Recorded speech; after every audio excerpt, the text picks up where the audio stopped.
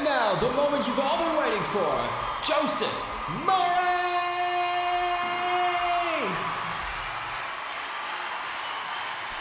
And the Joe Show flew proud. It was so successful. Joe and Gabriel made so much money that they got their own studio. And Joy got her baking business off the ground. Then Gabriel put wings on a motorcycle so he could ride it around.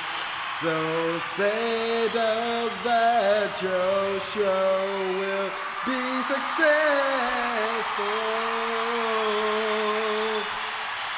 But we will do this until we succeed. And we won't stop until we're dead.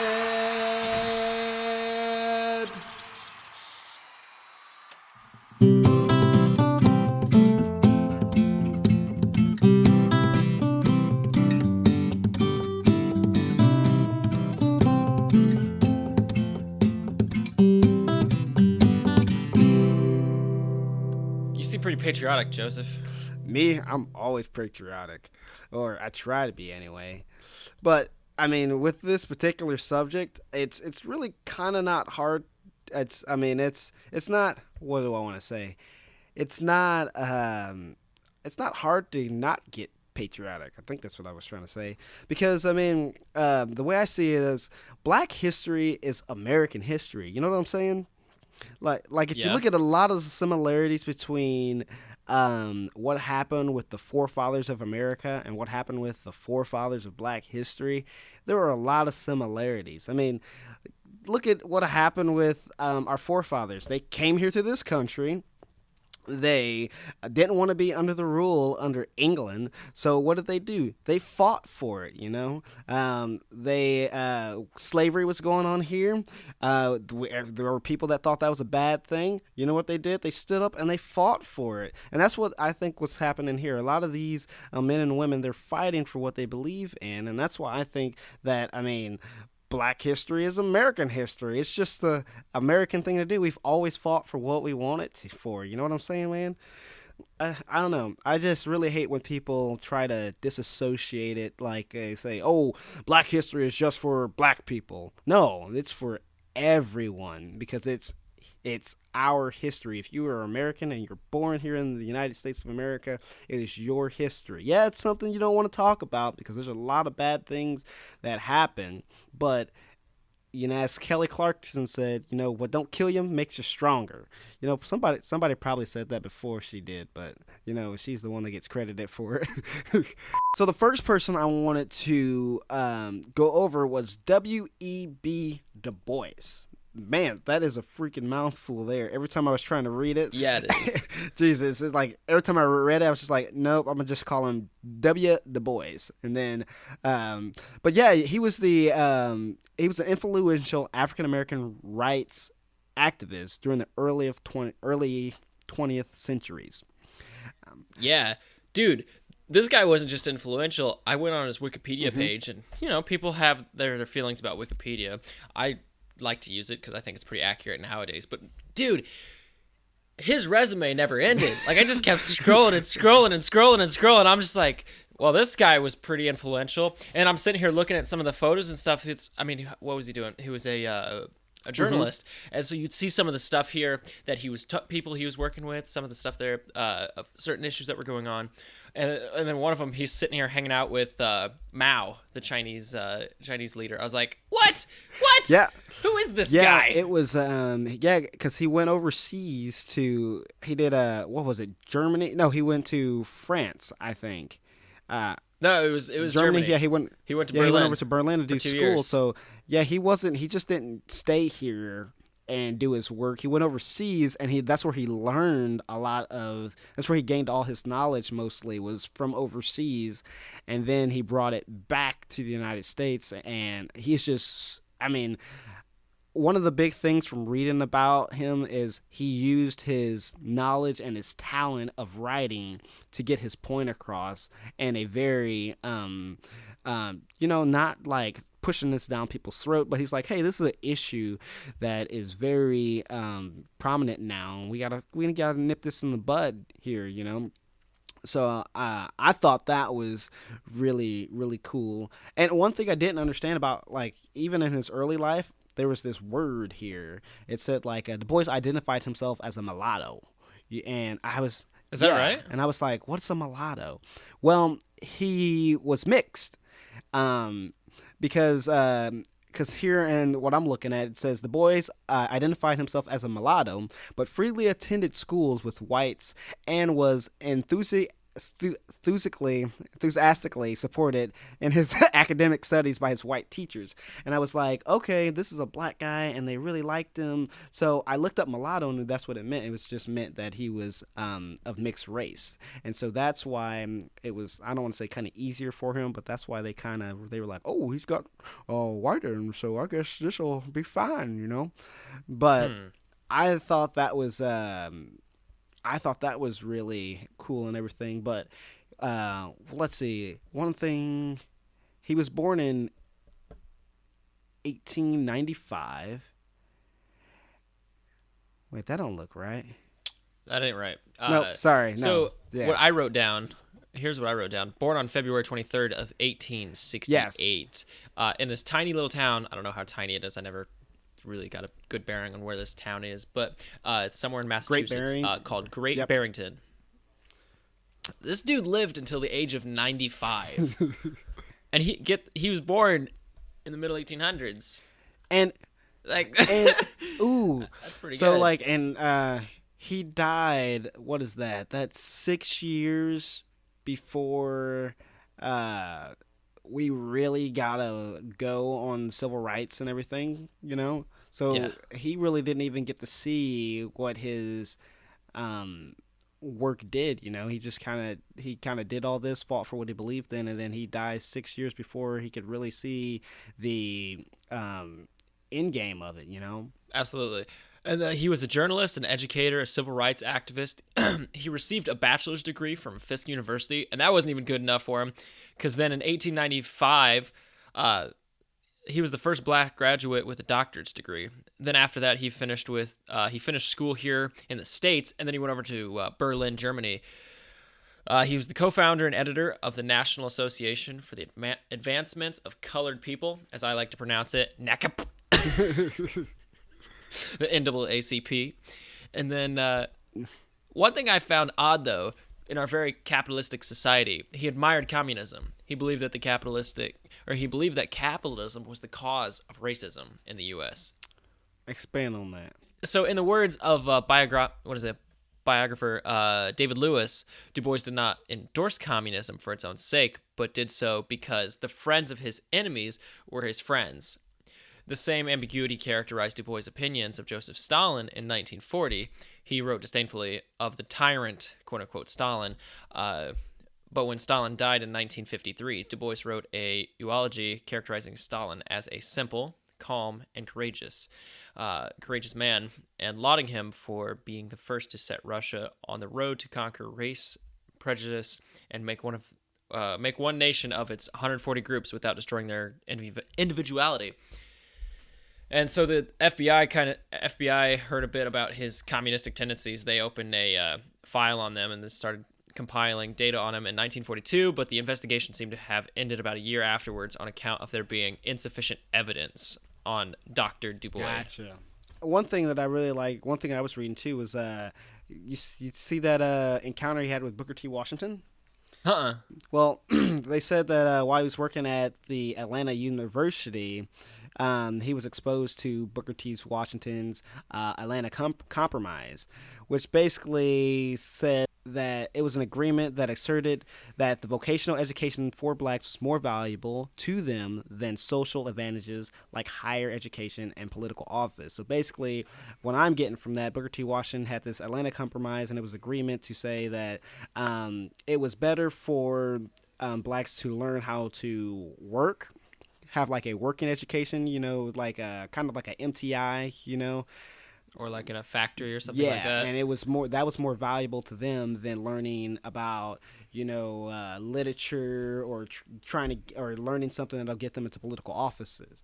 And Du Bois he was completely against that. He was like, hey, no, not only should they have vocational education, they should be able to have higher education and maybe even some education that allow them to even get into political office, And yeah, that's what I remember. You said Carter G. Woodson. That was one of the things that he said. He was the second guy to get out of Harvard with. Yeah. You know what? With a doctorate. I like that segue there. What, into what's Carter his G. name? Right. Carter G. Woodson. Sorry, I didn't do much on him. He was just amazing on like how educated these guys were. I'm like, these are some solid guys. Yeah. Like, yeah. And but this was more on the works of Dr. Du Bois. He had this thing he termed, what was it? The term double consciousness. And this is more on your thing talking about mulattoes. The term originated from an article of Du Bois titled "Strivings of the Negro People," published in August of 1897. Can you say that word? I don't know. It was in 1897, so I guess I'm allowed to if I'm quoting a book, right? I don't know. It's not cussing if somebody else said it. Issues of Atlantic Monthly. It was later republished and slightly edited under the title of Our Spiritual Strivings, which I also saw that Du Bois was not very he wasn't very religious in any sense. Some even referred to him as a atheist. But the souls of black folk, Dr. Du Bois described double consciousness as follows. It is peculiar sensation, this double consciousness, this sense of always looking at oneself through the eyes of others, of measuring one's soul by the tape of a world that looks in on it, amused, contempt, and pity. One ever feels its two-ness. An American, a Negro, two souls, two thoughts, two unreconciled strivings, two warring ideals in one dark body, whose dogged strength alone keeps it from being torn asunder. The history of the American Negro is the history of its strife, this longing to attain self-consciousness, manhood, to merge its double self into a better and truer self. In his merging, he wishes neither of the older selves to be lost. He does not wish to Africanize America, for America has too much to teach the world and Africa. He would bleach his Negro blood into a flood of white Americanism, for he knows that Negro blood has a message for the world. He simply wishes to make it possible for a man to both a Negro and American without being cursed and spit upon by his fellows, without having the doors of opportunity closed roughly in his face. And I was like, dude! That was deep. I right? really like that. And it's just, and you can really, just reading about him, you can really see that in his life. I mean, he not only fought for the rights for blacks, he also fought for the rights of women too, as I was reading there too. And I was just like, he was basically saying, everybody should be treated equal. He was just looking for equality. That was what was so amazing about him. He was really trying to fight for equality, and it's crazy that he's I think that's kind of crazy how he was mixed. So he was like, he's kind of like he physically, he was fighting for I lost it. That end part though, without having the doors of opportunity closed roughly in his face. And I remember you talking to me before about it. It's like, I don't really see that here, but in places like Alabama, where, so a few months ago, there was another podcast I like listening to that I feel like I copy a lot of their ways of doing things, but they recommended a book. It was called The Sun Does Shine by Anthony Rahin. Do you remember this gentleman? No. Anthony Ray. Okay. He was put on death row in 1985 at the age of 19 and held there for 28 years on death row. At some point, one of his, in a private conversation with one of his public defense attorneys, he said to Anthony, "All y'all blacks always say you didn't do anything, and all y'all blacks always sticking up for each other." And the sense of what happened was he was working as a warehouse guy, and they just threw him under the bus. They're like, well, he didn't do this crime, but we're just going to pick him up anyway and throw him. He was the scapegoat.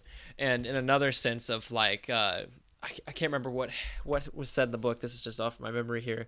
But it was, you know why you're going to jail is because they can't find the guy and everybody's out mad. And so basically it was like what Anthony referred to it as, if I recall, it was a legal lynching is what they referred to it as. It was an all-white judge, and one of the things that was cold to it, just like what Du Bois said, it was all of Alabama turned in their white cloaks for black cloaks, and everybody's all wigged up and stuff, like about ready to like hang this kid. But instead of that, they just sat there behind a gavel, and after witness came in, they had all this evidence saying he didn't do it, but the whole townsfolk, the jury, everybody wanted this kid dead. It's like, okay, regardless of the evidence, all in our hearts, we feel like this guy did it.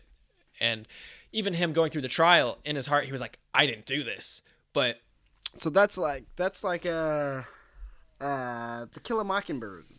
Similar to it. Yeah. But he was wrongfully convicted into doing this, and eventually whatever happened to us, I don't recall what happened, how it was undone, but the right buttons were pushed, and after like 28 years of being stuck on death row, man, that would be so scary. He said after he got out of prison, he came home, and this is like what, 2016 he got out, 2017. He said he came home, went to bed in his own bed. He couldn't sleep. He had a panic attack, and then he went to the bathroom and slept on the bathroom floor. And when he woke up that morning, he realized that the bathroom was about the same size of his cell that he slept in for the past 28 years. So all these things, like really dark and scary things that could happen to people just because of what? Why does that happen to people?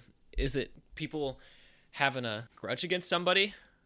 I think it's just because, when people are different, people get scared. Even with some things like today, we don't really deal with a lot of different things, but change. Think about change. If you are used to this certain lifestyle, and then all of a sudden it starts changing drastically, you get afraid, and you try to start defending what you believe in, And so that's what I think. It was, let's take this all the way back to slavery. It was when the Civil War happened, and when we had the 13th Amendment happen.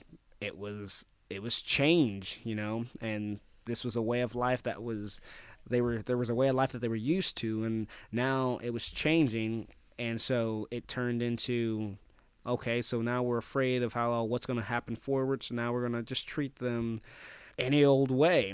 And that's what I think a lot of racism is built up upon. I think it's probably built up upon fear of not knowing. I think that's what's great about all these people that we're looking up. I feel like this is just something that people try to push down because it's associated with slavery and a lot of bad things with the civil rights that happened. So we try to push it down, but these are amazing men and women and events that happen that we should know about. And this is something that we shouldn't really be just talking about once a month. When I was in school, we had this history book, and we had George Washington Carver, Booker T. Washington, and Martin Luther King, and Rosa Parks.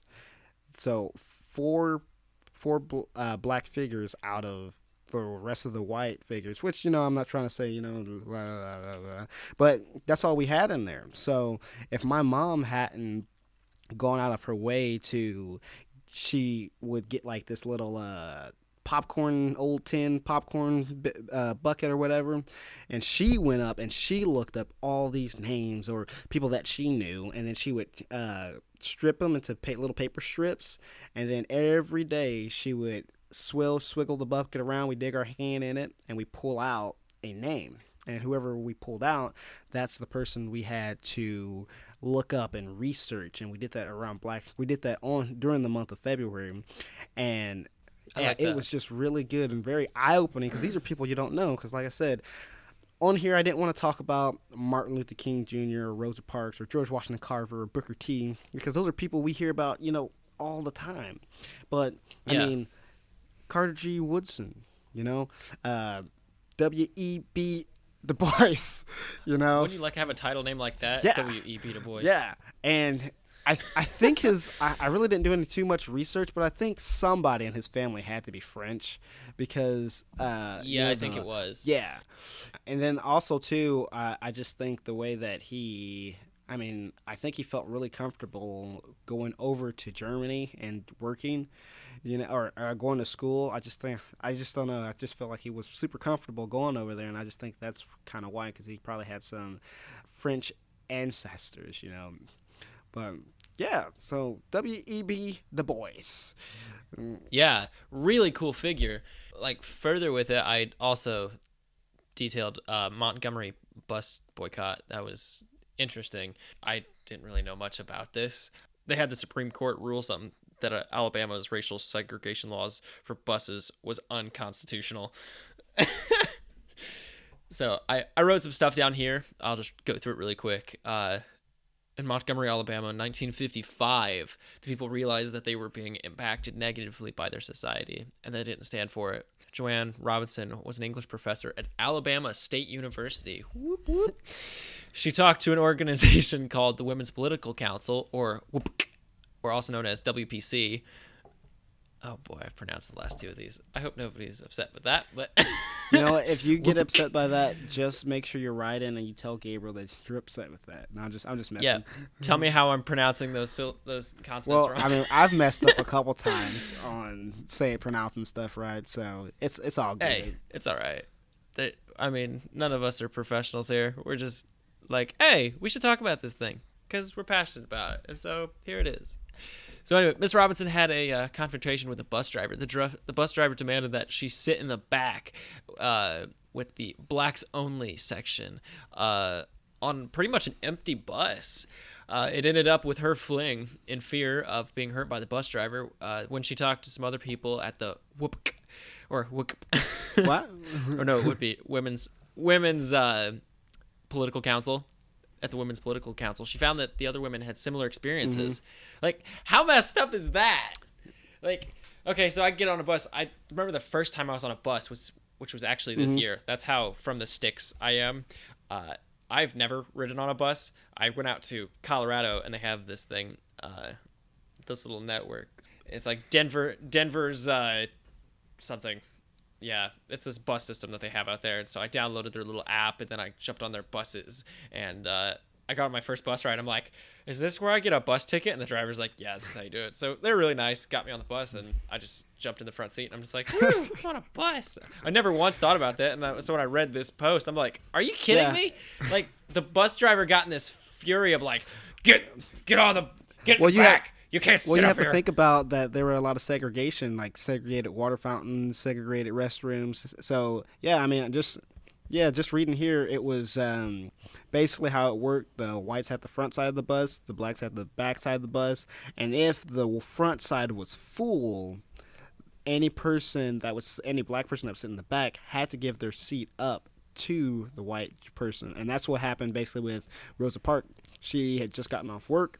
I guess she was sitting on the back half, and I guess she wouldn't give her seat up to the white gentleman, On an empty bus. On an empty bus. Let me see if I'm reading that right. Yeah. Is that right, or am I mixing two stories hold up on. together? Okay.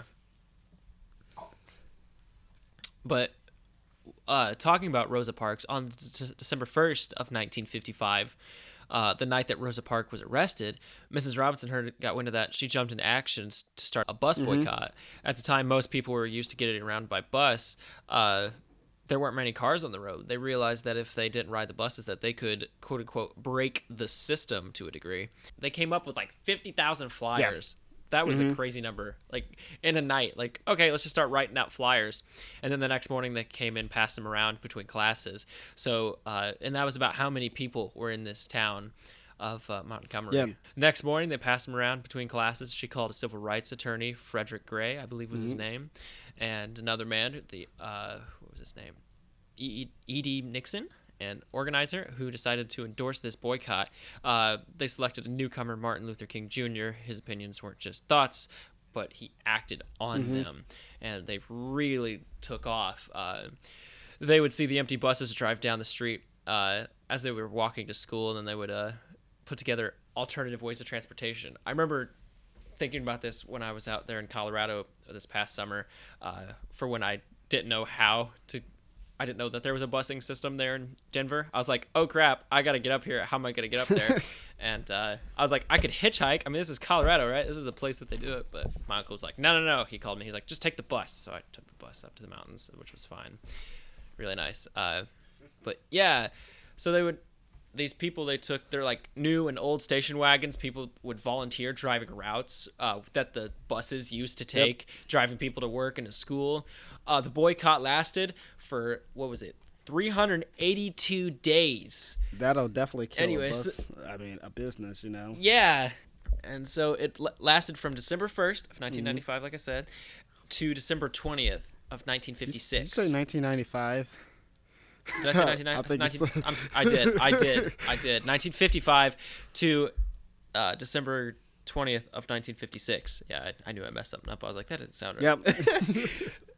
The Supreme Court ruled that Alabama's racial segregation laws for buses were unconstitutional, which is like, imagine doing a boycott that actually meant something. Like anybody else nowadays, just like, oh, they have gender bathrooms, and everybody's like, just stop going to Target. You just gotta think about how we work nowadays. It's just like, yeah, we'll start a boycott, but nobody really believes in it, or there's too much. Like people, they boycott Chick-fil-A because they don't like some of their political views, but people are still going to go to Chick-fil-A. You know, it's not like and that's this. It's so polarized. People just we'll just fight them. Fight the power. Yeah, and but just hearing this, what benefited them, that this was a small community. Like this was just, it wasn't a, it wasn't a huge like corporation. This was the bus station in this city that was just for this area. Yeah, I believe that was taxpayer, right?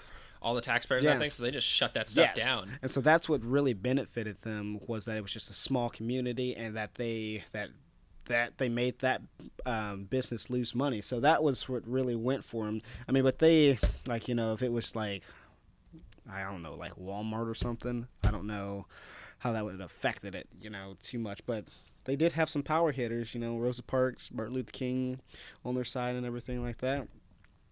Yeah. It was pretty cool. And also, too, I went back to look at it. Rosa Parks was sitting in the front row of the black section, and then the white section got full, so the bus wasn't empty. So she was. So what happened was, when the white person on the bus was going to take that front row in the black section, and she was like, "Nope, this is my area. I'm not giving it up to you. I've been working all day." And then she got in trouble. Wasn't she a seamstress? Yep. And then she was just leaving work from the department store that she was working at. After like a 12-hour day or something like that? Yeah. Whatever. I don't remember how long the day was. I'm not sure if it was dramatized for political leverage, but geez. Yeah. I mean, just that in itself of, okay, well, how long was her work day? I mean, we're fighting over that, but she got kicked off a bus because she was black. Like, yeah. But, what? Yep. And that's just some of the things that happened back in the day, you know, man. It's crazy, but stuff like that did happen. And you have to think about this too. This didn't happen in the northern area. Yeah, this is all in Alabama. This is in, like I was looking over all these things, and I was like, okay, this incident happened in Alabama. This incident happened in Alabama. I'm like, oh boy. Yeah, like, oh boy.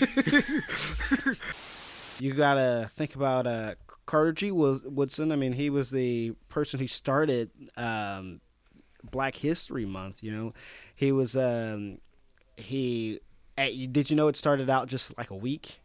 And yeah, it was like some weekly newspaper thing, and then for whatever reason it turned into it. What was that so about? Basically what happened was he wanted to really get this thing going, so it started out at this school that he was teaching out, and it went out as a week, and it was called like National Negro Week, and then it got so popular that it expanded to Black History Month, and then they were like, hey, choose a month, and he said, I want to choose February, because I know a lot of people, they complain about, oh, black people got the smallest month or the shortest month of the year, and it's not because of that. He actually chose that month to honor Abraham Lincoln and Frederick Douglass, and that's why he did that. So it's I'm just reading some of the stuff that he did. Like, he wrote a bunch of articles as well. He was the second African American to earn his PhD from Harvard. So, and yeah, so he was the actual father of Black History Month, because he really he's kind of doing I'm doing what he's doing in a smaller scale, you know, like he wanted to make sure that everybody knew about Black history and about these figures that did important things in America. And so he did that on a larger scale, and it just became, boom, what it is today, a month of learning about Black history. But yeah, I'll take that one step further, Woodson. Let's do it every month. Try to figure out something, you know, heck, put it in schools. I don't know. It's just super eye-opening, because it's like a piece of your history you don't even know about, man. I like this. This episode was really fun to do on account of just being like, oh, woke up this morning, didn't know much about it, then about this time we're talking about it. I mean, it was. I know so much more about these people. Yeah, it's really, really good. It's super eye-opening. I mean, and heck, I mean, we just snuck in 2 figures and then 1 event, so that was good. I'm happy with that. I mean, so well, Gabriel, I think we learned a lot today. I think we did too. And Isabella's really on me right now. She needs me to get to her job. So I'm gonna play the bus thing. She's just lucky she's white. All right. And with that, we're headed out. Talk to you later. Bye, Joe.